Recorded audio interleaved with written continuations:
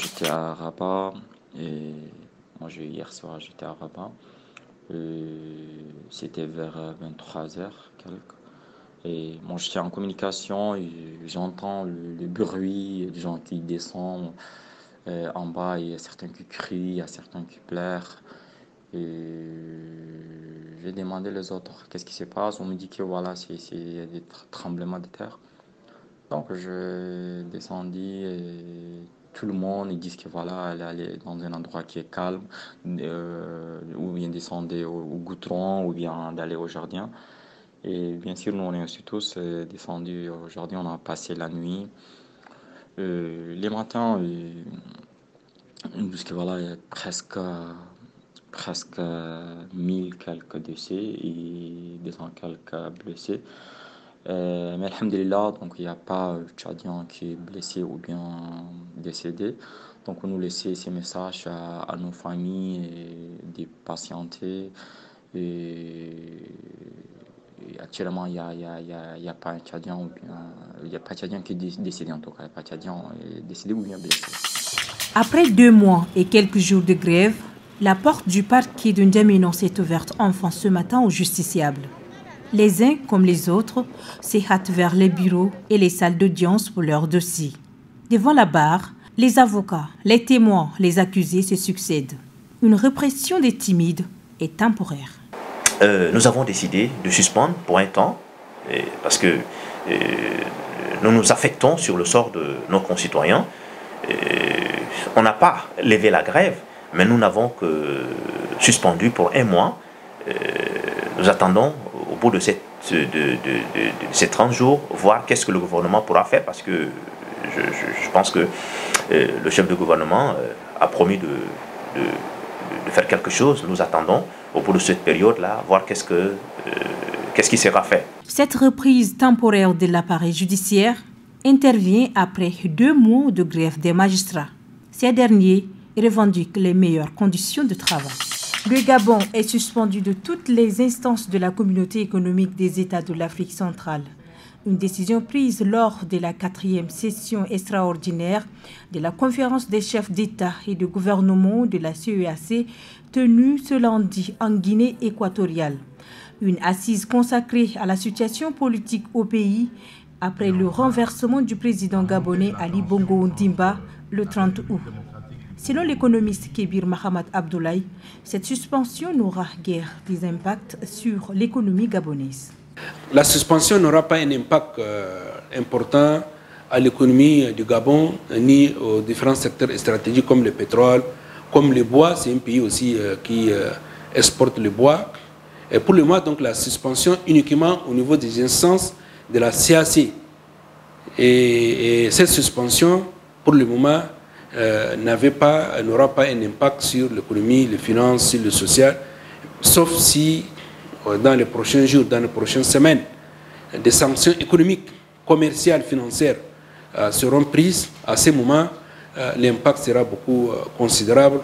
Le Gabon est l'une des puissances économiques de la sous-région. Étant un pays membre de la CEEAC, sa suspension serait à craindre si elle était suivie des sanctions économiques. Néanmoins, son économie n'est pas trop soutenue dans la zone CEMAC car elle est beaucoup plus ouverte à l'extérieur. Cette réunion vise à mettre fin au problème de délestage dont fait face la ville de N'Djamena. C'est pour apporter une solution à la demande et à l'offre d'électricité et régler quelques détails liés aux coupures que les autorités en charge de l'énergie ont tenu cette rencontre. Que pour le moment, notre objectif, c'est d'augmenter la production de l'électricité. Notre objectif n'est pas de sanctionner le mauvais comptable, de sanctionner le mauvais agent de la SNE qui guette toute opportunité pour piquer du fioul, aller vendre chez le voisin ou bien aller faire sauter un disjoncteur afin de prélever quelques sous. Notre objectif n'est pas ça. Nous voulons effectivement que ça soit évité pendant que nous travaillons. Pendant que nous travaillons là, il est interdit aux agents de la SNE de continuer avec les mauvaises pratiques antérieures.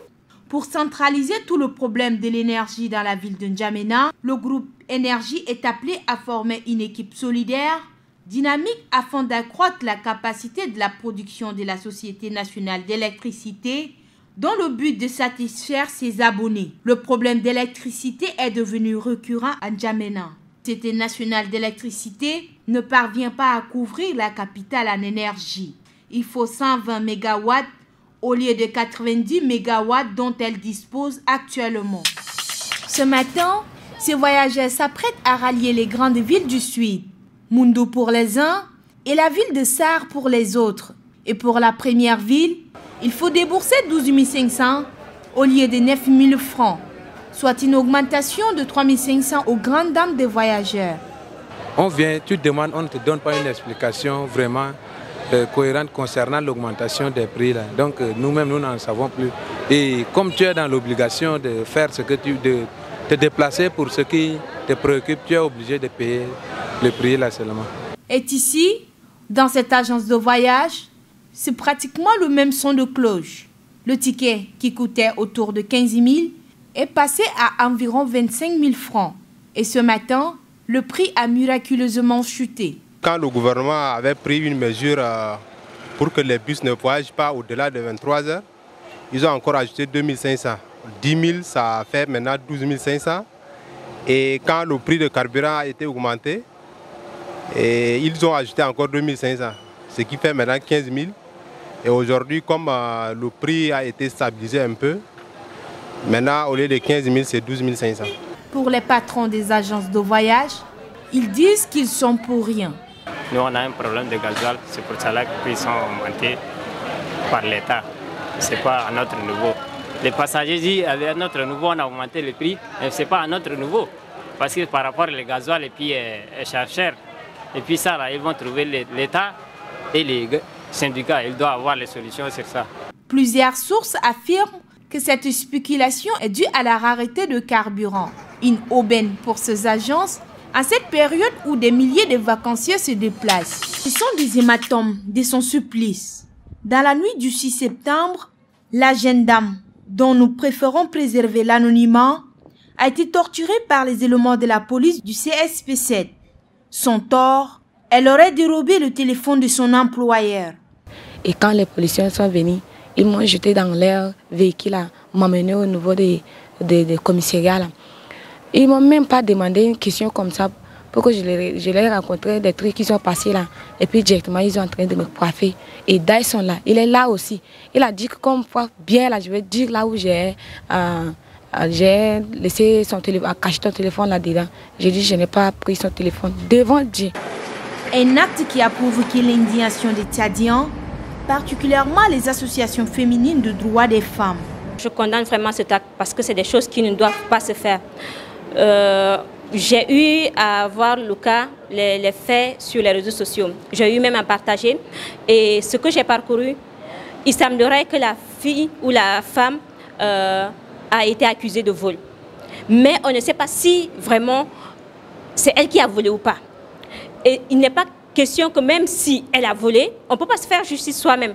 Même si elle a volé, elle ne mérite pas tout ce qui s'est passé. Selon cette équipe du ministère de la Femme dépêchée chez la victime, les auteurs de cet acte qualifié d'odieux sont arrêtés et seront traduits devant la justice. Au Tchad, les violences faites aux femmes sont récurrentes. En début de la semaine, ces boules de savon coûtaient 400 francs CFA l'unité. Ce matin, à la surprise générale, le prix d'une unité est passé à 500 francs CFA. Une augmentation de 100 francs que ce boutiquier ne parvient pas à justifier. Moi-même, je ne sais pas aussi, j'ai un client fixe. Je partais le trouver, il me dit que non, le savon est augmenté. Comme c'est mon client, il ne me trompe pas. J'ai aussi obligé de prendre avec lui. Au fil du temps, que les gens, mes clients du quartier savent que c'est augmenté au marché aussi là. Et ils viennent, ils payent avec moi aussi comme ça. La cliente ne pourra répartir qu'avec 2 boules de savon au lieu de 3. Et pourquoi cette spéculation soudaine? Pour comprendre, nous avons tendu notre micro au président du syndicat national des opérateurs économiques. Les produits locaux quittent leur lieu de production jusqu'au marché de grandes villes. il y a un certain nombre de taxes qui se font en amont pour que le prix, quand le produit arrive sur le marché, ça devient cher. Lequel? Les agents de contrôle, les eaux et forêts, le prix des carburants, l'état de la route. Donc tout ça font que le produit local devient de plus en plus cher. Et encore, là aussi, il faudrait reconnaître que le commerçant qui produit le prix, ils font aussi leur loi parce qu'il n'y a pas le contrôle d'État. Dans les murs de la Chambre de commerce, ces spéculations au marché sont dues à la crise soudanaise.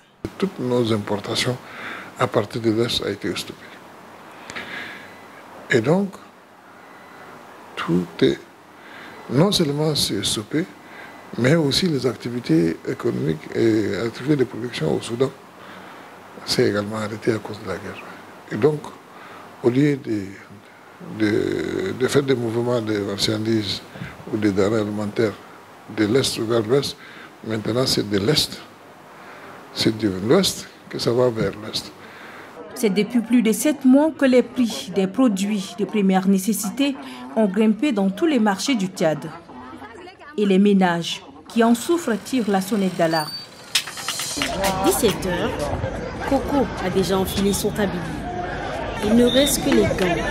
Après avoir coupé, râpé les ingrédients, la vingtaine alerte ses clients sur les réseaux sociaux que les plats sont prêts.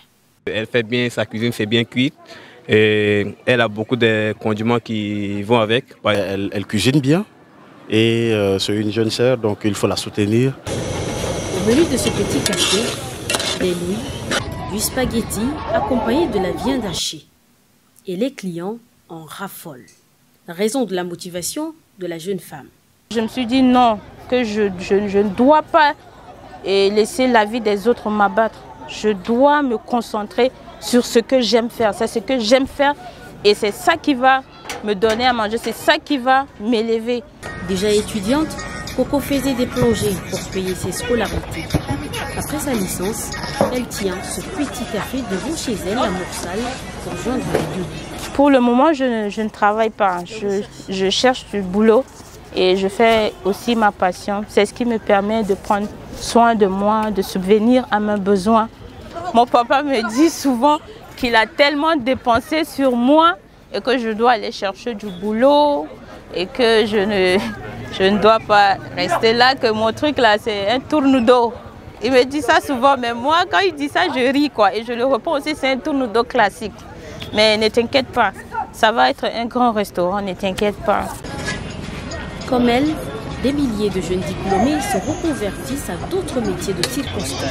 Les activités qu'ils exercent sans grande vocation, mais finissent parfois par prendre le dessus.